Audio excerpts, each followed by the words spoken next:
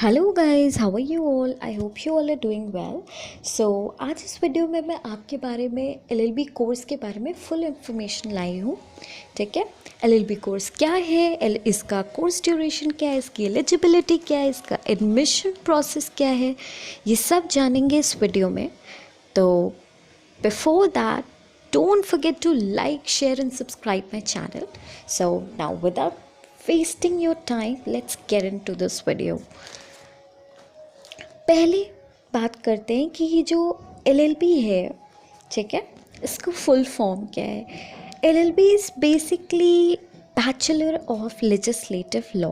ठीक, अब इसे कौन कर सकता है, कौन करता है? अब जैसे कि अगर आपको लीगल लॉज में इंटरेस्ट ज़्यादा हो, कानून की तरफ आप इंटरेस्टेड ज़्यादा हो, ठीक है, तो वो लोग इसको कर सकते हैं। ये कोर्स इन्हीं के लिए बना है। ठीक है, तो इससे आप क्या बन सकते हैं? बेसिकली लॉयर बन सकते हैं, जज भी बन सकते हैं, एंड किसी फर्म में आप लॉज के लिए सजेशन भी, लीगल लॉज के रिगार्डिंग आप सजेशन भी प्रोवाइड करवा सकते हैं। ठीक है, ओके। नाउ अब इस कोर्स का ड्यूरेशन क्या है? What's the course duration? LLB अगर आप ग्रेजुएशन करने के बाद एलएलबी करना चाहते हैं तो ये बेसिकली 3 साल का होगा, 3 इयर्स का होगा। लेकिन अगर आप 12th के बाद एलएलबी करना चाहते हो, यानी कि इंटीग्रेटेड एलएलबी करना चाहते हो, तो आपको 5 इयर्स लगेंगे। जैसे कि इंटीग्रेटेड एलएलबी क्या है? जैसे कि आपने 12th पास आउट किया, ठीक है, उसके बाद आप बीकॉम करना चाहते हो, ठीक है, तो that is BCom plus LLB. उसके लिए आपको 5 साल लगेंगे। ठीक है, यानी 3 साल बीकॉम के और 2 साल एलएलबी की डिग्री के लिए। ठीक है, टोटल 5 साल लगेंगे।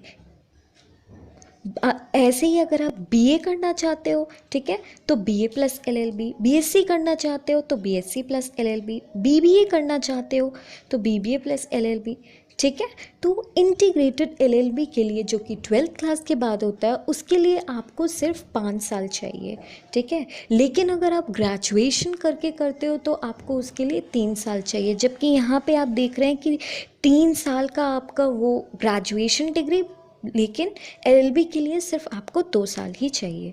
तो ये फ़र्क होता है ग्रेजुएशन करके एलएलबी करने के बाद और यहाँ पे 12th करके एलएलबी करने के बाद। जो 12th करके एलएलबी करते हैं तो उनके लिए क्या होता है? इंटीग्रेटेड एलएलबी होता है। ठीक है, ओके। अब इसकी एलिजिबिलिटी क्या होती है? इसकी एलिजिबिलिटी, जैसे कि आप ग्रेजुएशन इन एनी स्ट्रीम, आपने ग्रेजुएशन किया हो किसी भी स्ट्रीम में, उसमें आपको 50% होने चाहिए, 50% एटलीस्ट मिलने ही चाहिए। किसी भी स्ट्रीम से क्या ग्रेजुएशन किया हो, एटलीस्ट 50% होना चाहिए। ठीक है, ओके। एंड अगर आप इंटीग्रेटेड एलएलबी करना चाहते हैं तो उसके लिए क्या होना चाहिए? 12th with 50% in any stream. ठीक, आपने 12th किया हो, उसमें लगभग आपको मिनिमम 50% मिले हो, और चाहे आप किसी भी स्ट्रीम से हो, साइंस से हो, आर्ट्स से हो, कॉमर्स से हो, लेकिन आपको 50% मिले होने चाहिए, तभी आप इंटीग्रेटेड एलएलबी कर सकते हो। और अगर आप ग्रेजुएशन के बाद करना चाहते हो तो उसमें भी मिनिमम आपको 50% मिले होने चाहिए।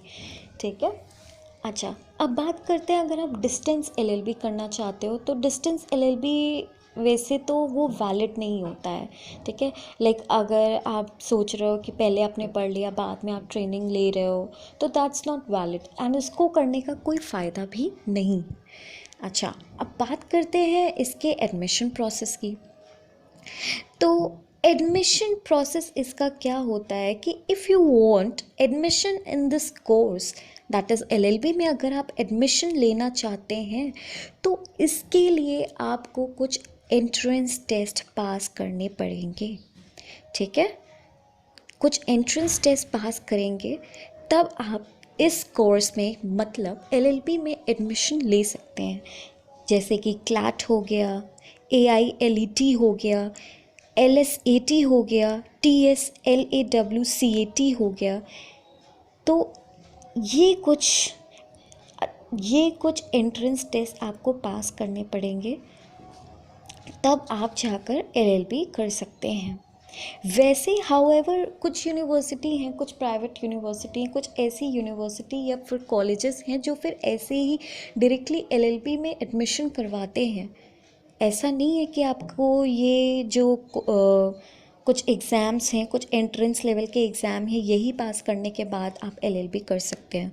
आप ऐसे भी कर सकते हैं। कुछ यूनिवर्सिटीज़ एंड कॉलेजेस ऐसे भी हैं जो आपको सिर्फ बिना इस एंट्रेंस टेस्ट के पास करे ही एलएलबी करवाते हैं, बट आपको उस लेवल का फ़ायदा नहीं होगा।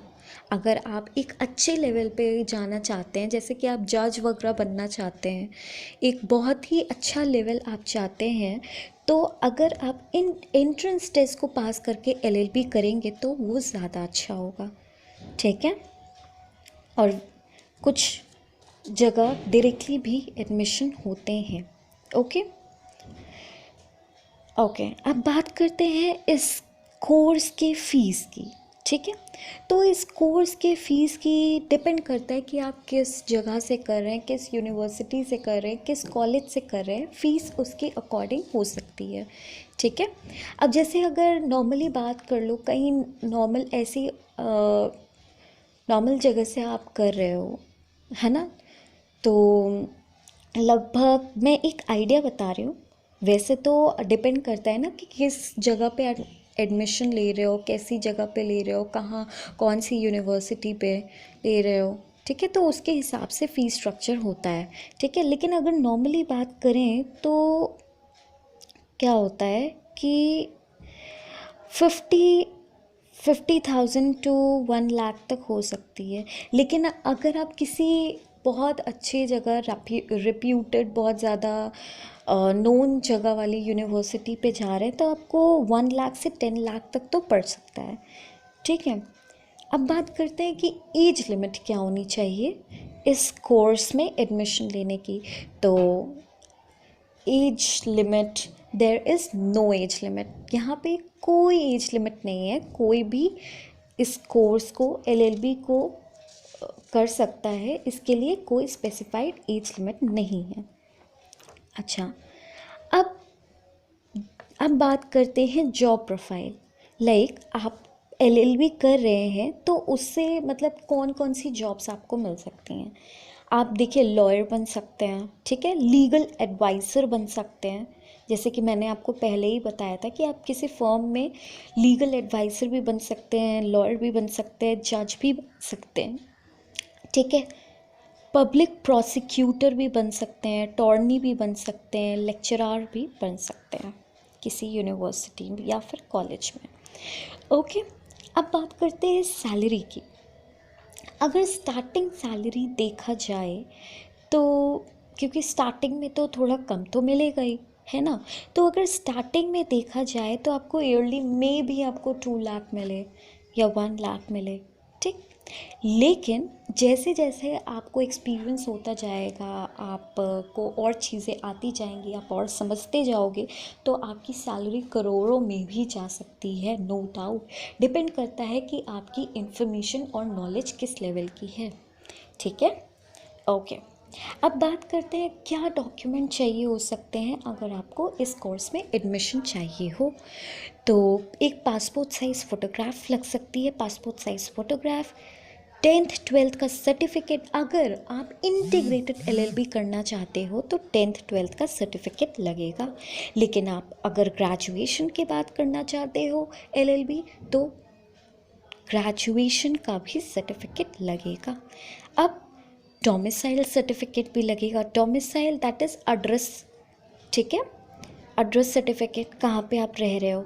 ओके, कास्ट सर्टिफिकेट भी लगेगा। अगर आप जनरल कैटेगरी से नहीं बिलोंग करते हैं, ओबीसी या फिर एसटीज एससी से बिलोंग करते हैं, तो आपसे कास्ट सर्टिफिकेट भी मांगा जा सकता है। अच्छा, पीएच सर्टिफिकेट भी हो सकता है। अगर आप पीएच कैटेगरी से बिलोंग करते हैं तो आपको कोई डिस्काउंट वगैरह कराना हो तो पीएच सर्टिफिकेट भी लग सकता है। ओके, एक्स्ट्रा करिकुलम सर्टिफिकेट भी आप का लग सकता है, आप दे सकते हो अगर आपने कोई एक्स्ट्रा करिकुलम एक्टिविटी की हो तो।